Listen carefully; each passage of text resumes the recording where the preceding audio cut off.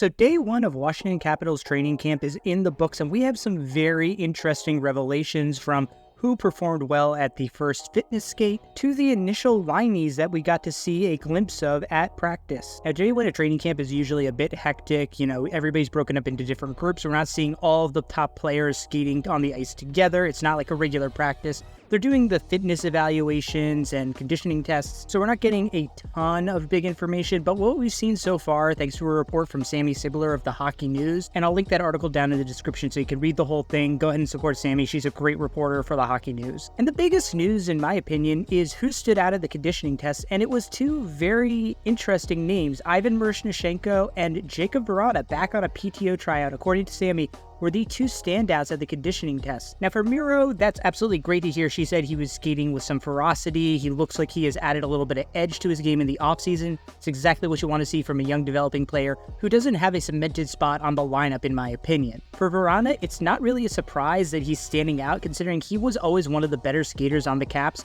and even since he's left, that's always been one of his hallmarks. He's on a PTO, so obviously he wants to stand out, make a good re-impression. Spencer Carberry hasn't ever coached him. It's going to be interesting to see how he does in training camp. For my money, I think that there are some spots on that top 9 where Vrana could easily slot in, especially now that Oshie and Backstrom are confirmed to go to LTIR for the season. Vrana, in my opinion, has a legitimate shot to make the team, and that would be a really cool full circle moment to kind of rectify that horrible trade that they made for him and a first-round pick for Anthony Mantha back in 2021. And that leads us into the second big revelation from Sammy Sibler around the initial lines that we got to see a bit. Now, these lines were mixed among the different groups, and in fact, not everybody was there. As Sammy pointed out, Rasmus Sandin is still not in DC. He's having some visa problems, but here's what the initial lines seem to be. On the top line, we have, no surprise, Alex Ovechkin playing alongside Dylan Strome and Andre Mangiapane. He didn't skate with them the entire time. Apparently, he's still a little bit nicked up. He got injured during the open skate before training camp began, and Carberry said they're going to take it easy as far as his load management at training camp, which I think makes sense. But their newly acquired Pierre-Luc Dubois is actually going to be centering the second line along with Tom Wilson and Connor McMichael. Now, this is an area where I think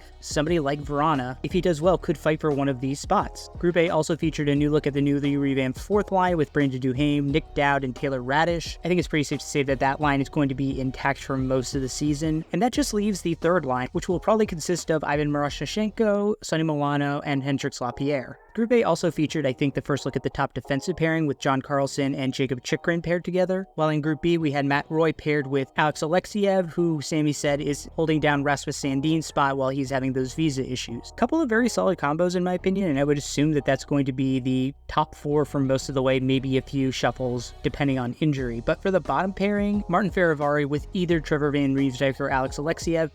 Me personally, I prefer to give a look to Alexiev, but I could see Carberry going with TVR to start the year. So Caps fans, let me know your thoughts about these lines and defensive pairings, who you're looking forward to seeing at training camp, and what your predictions are for the start of the season.